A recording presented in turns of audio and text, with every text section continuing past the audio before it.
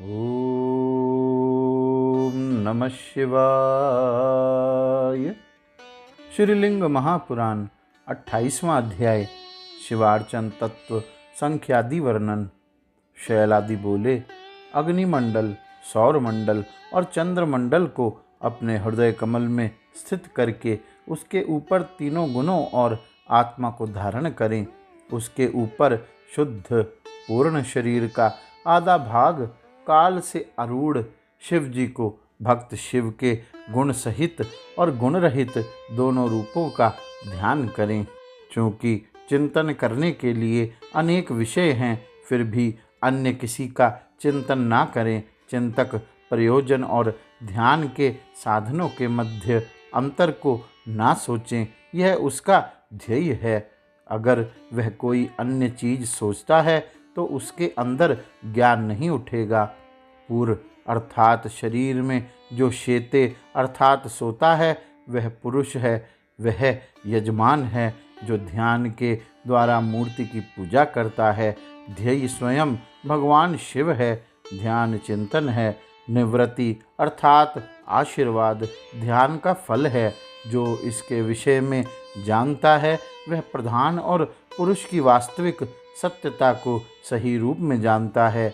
यहाँ पर परमेश्वर ध्यान के प्रयोजन अर्थात लक्षण 26 ध्येय हैं, ध्यान 25 हैं, अव्यक्तियाँ प्रधान 24 हैं, महत अहंकार और 5 तन मात्राएँ, कर्म इंद्रियाँ 5 हैं, ज्ञानेंद्रियाँ 5 हैं, बुद्धि मन और पंचभूत हैं। अतः शिव 26 हैं। वह ही कर्ता और भर्ता है।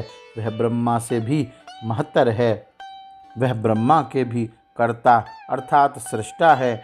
यह वह है जो विश्व से अधिक है और उससे भी महत्तर है और स्वयं विश्व है।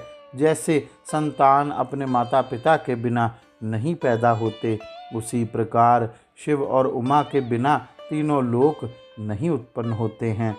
काल अर्थात समय प्रत्येक वस्तु को विकसित करता है। भगवान इसको शिवजी सदा काल को विकसित करते हैं। सनत कुमार बोले, यदि महादेव परमात्मा महेश्वर स्वयं करता है तो प्रत्येक आत्मा के क्रियाकलाप को वह तुम्हारे द्वारा कराने वाला कैसे हो सकता है।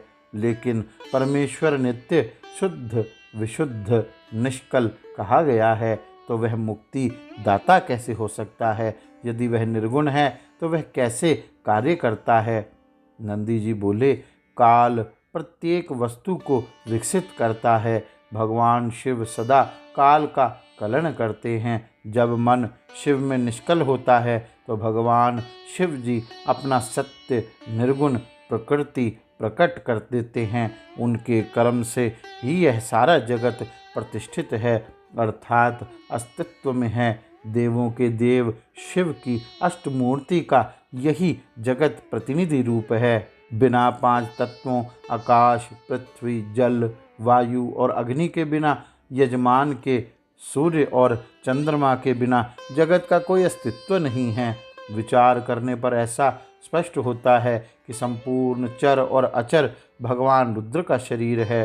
हे द्विजोत्तमों, ऋषि लोग जिसको सूक्ष्म कहते हैं, वेद घोषित करते हैं कि उस तक मन के साथ वाणी ना पाकर वापस लौट आती है अर्थात मन और वाणी आदि की पहुँच से वह भगवान परे हैं। ब्रह्म के आनंद को प्राप्त करने वाला ब्राह्मण कहीं भी किसी से भी नहीं डरता है।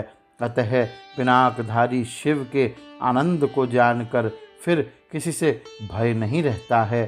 तत्वदर्शी मुनि लोग अपने अनुभव करने के बाद कहते हैं कि सब जगह सर्वत्र शिव जी की विभूतियाँ हैं। अतः वे कहते हैं कि सब रुद्र हैं, प्रत्येक वस्तु रुद्र है। परमेष्ठी ब्रह्मा के नमस्कार करने के बाद व्यक्ति का गौरव बढ़ जाता है। यह सब ब्रह्म है, प्रत्येक वस्तु रुद्र है। पुरुष महादेव हैं, शिव उच्चतम देव हैं। इस प्रकार शिवजी को विशिष्ट कहा गया है। उनके विषय में ध्यान लगाना पूर्ण चिंतन है। हे सुव्रत, उनका चिंतन 4 व्यूह प्राण मानस विज्ञान और आनंद तथा अन्नमय कोश सहित मार्ग या विधि से करना चाहिए। वह संसार के अस्तित्व के कारण हैं, स्वयं विश्व हैं, वह मोक्ष के कारण हेतु हैं। योगी चिंतक के लिए 4 व्यूहों वाला मार्ग निर्धारित किया गया है। चिंतन अनेक प्रकार का कहा गया है। यदि यह एक स्थान पर केंद्रित हो तो उसको सुनिष्ठ कहते हैं। अगर वह रुद्र में केंद्रित हो तो उसको रौद्री कहते हैं। यदि इंद्र में केंद्रित हो तो उसे इंद्री कहते हैं। यदि सोम में केंद्रित हो तो सौम्या। यदि नारायण में या सूर्य में या अग्नि में केंद्रित हो तो उनके नामों से कहा जाता है। यदि भक्त अपने मन को द्विधा अर्थात 2 प्रकार से वह मैं हूँ और मैं वह हूँ ऐसा चिंतन करता है तो यह विचार ब्राह्मी चिंतन कहा जाता है। हे ब्राह्मणों, इस प्रकार भक्त को इस चराचर जगत को ब्रह्ममय रूप में ध्यान करना चाहिए। अपने अभिमत लक्ष्य को मन में रखते हुए भक्त चर और अचर के विभाग को छोड़ दे। क्या छोड़ने के योग्य है, क्या ग्रहण करने योग्य है, क्या प्राप्त करने योग्य है और क्या प्राप्त करने योग्य नहीं है, क्या करने योग्य है और क्या करने योग्य नहीं है, ऐसे सुतृप्त भक्त का ब्रह्म के विषय में वास्तविक ज्ञान है, अन्यथा नहीं। इस प्रकार क्रम के अनुसार भगवान शिव की अभ्यंतर पूजा को मैंने बताया। वे जो कि मानसिक पूजा की इस विधि को अपना कर शिव जी की पूजा करते हैं, वे उन अभ्यंतर पूजकों को भी नमस्कार आदि का प्रयोग करना चाहिए। यहाँ तक कि ब्रह्मवादी यदि विरूप और विकृति भी हो तो भी उनकी भी निंदा नहीं की जानी चाहिए। अभ्यंतर अर्चक की ज्ञानी द्वारा परीक्षा नहीं लेनी चाहिए और ना उनकी निंदा ही की जानी चाहिए।